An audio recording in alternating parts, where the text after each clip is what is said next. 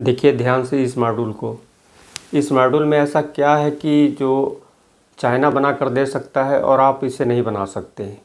इसमें देखिए कोई भी अगर हमको कोई भी इलेक्ट्रॉनिक्स इक्विपमेंट अगर तैयार करने हैं तो देखिए उसमें क्या होता है, इलेक्ट्रॉनिक्स कंपोनेंट लगते हैं और सारे इलेक्ट्रॉनिक्स कंपोनेंट किसी कंपनी के द्वारा ही बनाए जाते हैं।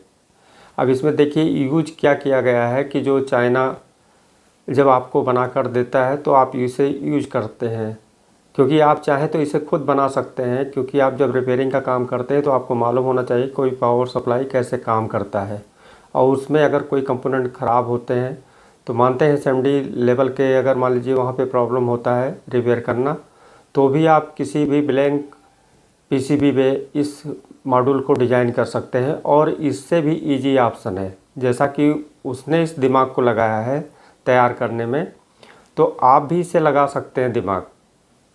क्योंकि ये अलग से कहीं उनके द्वारा ये बनाया नहीं गया है, ये सारे कंपोनेंट किसी कंपनी के द्वारा बनाए जाते हैं। केवल हमको जो सर्किट डिज़ाइन करनी है और सर्किट के काम को समझना है, कैसे कहाँ पे हमको लगाना है, इस बात को समझना है।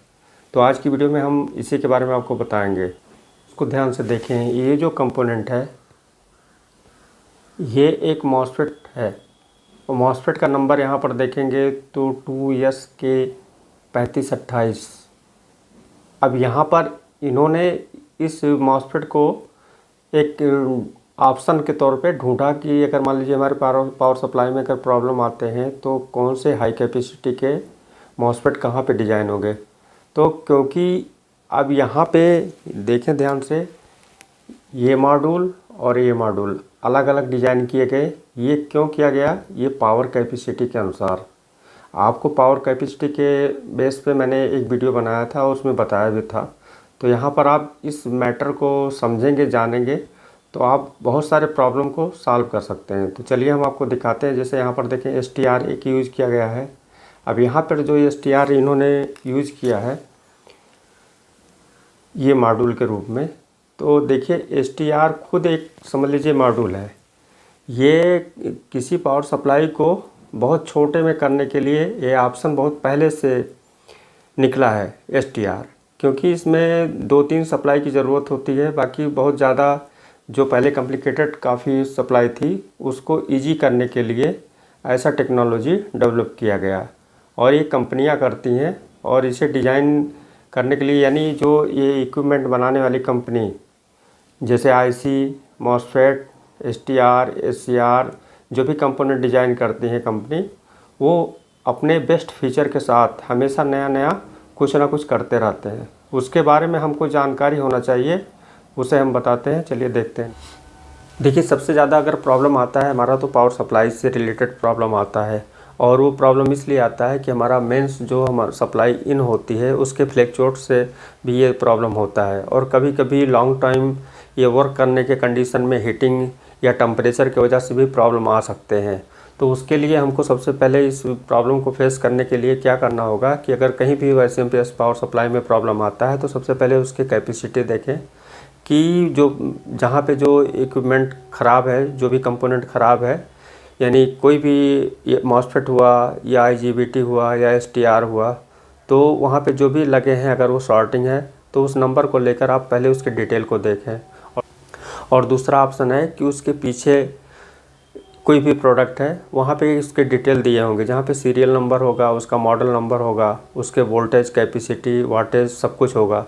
लेकिन यहाँ पे उस पूरे जो हमारा चाहे टीवी हुआ चाहे कोई भी डिवाइस हुआ, उस पूरे लोड को जो है उसमें इंक्लूड करके वो सारे कैपेसिटी रहते हैं। यानी जो भी वहाँ पे होता है अंदर के उसके वो लोड, उसको टोटल करके वहाँ पे दिया जाता है कि हमारा ये 80 वाट है, या मतलब 80 वाट है, या 100 वाट है, या 50 वाट है, या 60 वाट है। लेकिन जब आप अंदर जाएंगे तो कई जगह पे कुछ सेक्शन बटे होते हैं। जैसे हमारा बैकलाइट का अलग हुआ, और ये जो है मदरबोर्ड के लिए अलग हुई सप्लाई, तो हमारा कुछ सिस्टम के लिए, माइक्रो प्रोसेसर के लिए अलग होता है, और बैकलाइट ड्राइव के लिए अलग होता है। किसी किसी में PFC पावर सप्लाई होता है। तो कहीं कहीं 2-2 सप्लाइयाँ डिज़ाइन की जाती हैं, जहाँ पे 2-2 SMPS अलग अलग यूज किए जाते हैं, उनकी कैपेसिटी अलग अलग होती है। तो वहाँ से भी आप जो कंपोनेंट हमारे बर्न हैं या फॉल्ट हैं उसके डिटेल लेकर आप देख सकते हैं उसकी कैपेसिटी क्या है।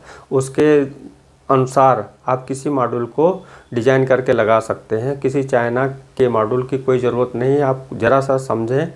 और बहुत से ऐसे आईसी हैं, बहुत से ऐसे एसटीआर हैं, आप उसको अभी देखे नहीं होंगे, नहीं जानते होंगे, लेकिन उसके डिटेल को देखकर जो आपको आवश्यकता हो उसके अनुसार एक मॉड्यूल आप बहुत आसानी से तैयार कर सकते हैं। उसमें बस आपको कुछ चीज़ें मेन पॉइंट जानने की ज़रूरत है। जैसे हमारा यहाँ पे जो वोल्टेज इसको दिया जाता है, यानी जो बिन वोल्टेज होता है, बीसीसी जिसे कहते हैं, और फीडबैक, क्योंकि इसमें बहुत ज़्यादा पावर सप्लाई में नहीं है, स्टार्टिंग वोल्टेज, तो इन सबको आप कैलकुलेट करके भी निकाल सकते हैं। इनके भी कुछ फार्मूले हैं जिसे आप जानेंगे तो आप खुद डिज़ाइन कर सकते हैं। जहाँ पे जो प्रॉब्लम आई है पावर सप्लाई में, उसके प्रॉब्लम को बहुत ईजीली तरीके से सॉल्व कर सकते हैं। तो चलिए इसके बारे में देखिए। ये जो एसटीआर यूज किया गया है, ये इसका जो CA888, ये चाइना का बनाया हुआ मॉड्यूल है। इसमें देखिए कुछ ही कंपोनेंट यूज किया है चाइना ने, और हम देखेंगे तो कितने ये जो है एसटीआर आप यूज किए होंगे। लेकिन आप अगर चाहते तो किसी भी मॉड्यूल को ज़रूरत नहीं होता, इस एसटीआर को लाकर आप खुद भी जो है कहीं भी डिज़ाइन कर सकते हैं। बस समझने की ज़रूरत है कि पहले किसी पावर सप्लाई को आप समझें बहुत ध्यान से। और दूसरी बात, यहाँ पे जो मैंने ये मार्क लगाया है, ये लास्ट कोड का, यहाँ पे जो वाटेज की बातें आती हैं, हम आपको भी दिखाते हैं इसके फीचर के, कि कुछ ऐसे नंबर हैं जहाँ पे आपको इसके वाटेज को बढ़ा घटा सकते हैं। यानी इसके ये जो नंबर है चेंज करके, यानी अगर मान लीजिए एसटीआर का यहाँ पे आर है तो आप इसकी कैपेसिटी अलग है, लेकिन कहीं पे RE लिखा हुआ है, उसकी कैपेसिटी अलग है। तो इसको अलग अलग नंबर से आप इसे यूज करके अपने कैपेसिटी के अनुसार इसे यूज भी कर सकते हैं। जैसे कोई भी पावर सप्लाई मान लीजिए 100 वाट के हैं, ये 150 वाट के हैं, या हमारी 80 वाट के, 70, 80, 60। पहले तो छोटा सा जो नॉर्मल वाटेज है हमारे, जो 40 वाट, 40 वाट, 50 वाट के, वो तो नॉर्मल मॉड्यूल मिल जाते हैं। लेकिन इससे ऊपर आप जाएंगे तो यहाँ पे, और दूसरी बात है कि आपको कुछ चीज़ें समझना चाहिए। जैसे इसके अंदर मॉसफेट यूज होते हैं।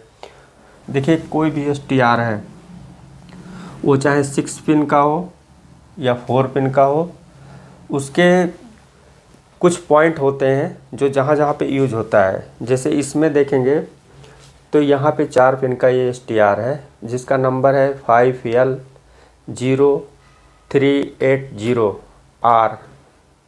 ये इसकी कैपेसिटी आप यहाँ पर देख सकते हैं।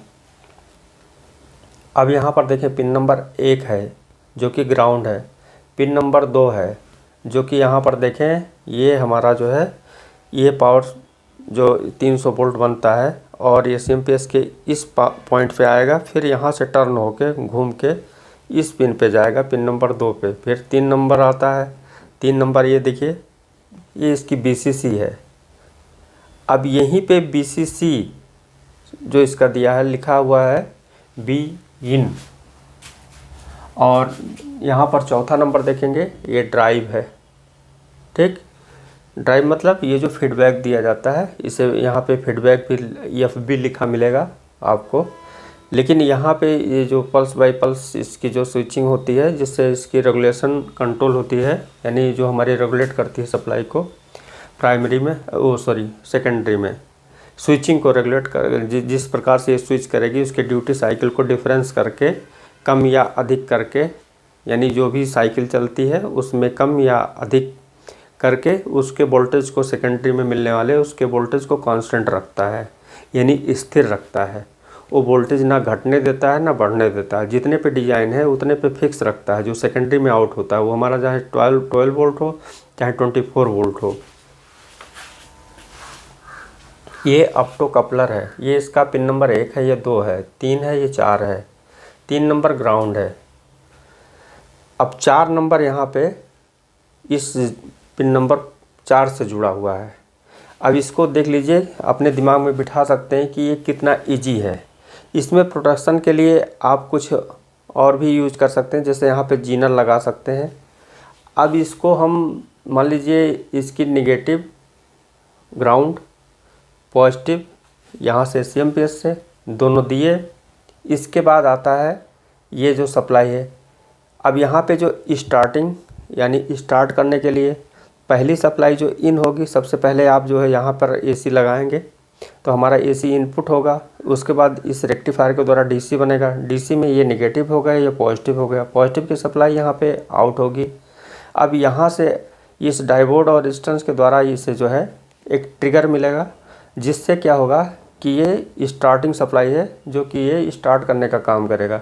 जब इसे ये ट्रिगर मिलेगा तो ये क्या होगा, हमारी STR एक्टिव हो जाएगी। एक्टिव होने का मतलब कि ये यहाँ से इसकी स्विचिंग स्टार्ट हो जाएगी। स्विचिंग स्टार्ट होगा तो इसमें एक मैग्नेट बनेगा स्विचिंग के दौरान। उस मैग्नेट के द्वारा यहाँ पे इस वाइंडिंग में वोल्टेज आएंगे।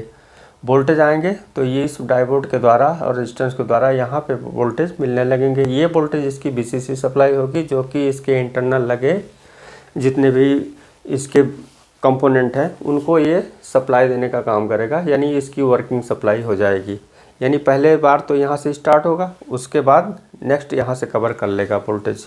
तो ये सिर्फ स्टार्टिंग का काम करता है, बाकी इसके बैलेंस को बनाए रखता है। ये जैसे इसमें कंटिन्यू पल्स बनते रहेंगे और वोल्टेज आउट होता रहेगा, ये कंटिन्यू रन करता रहेगा और हमारी सेकेंडरी में सप्लाई मिलती रहेगी।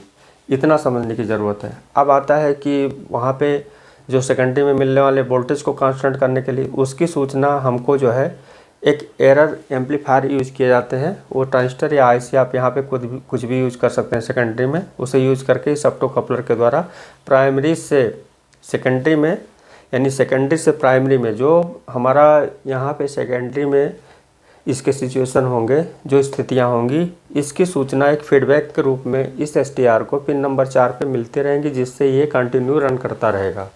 ये हुआ इस STR का काम।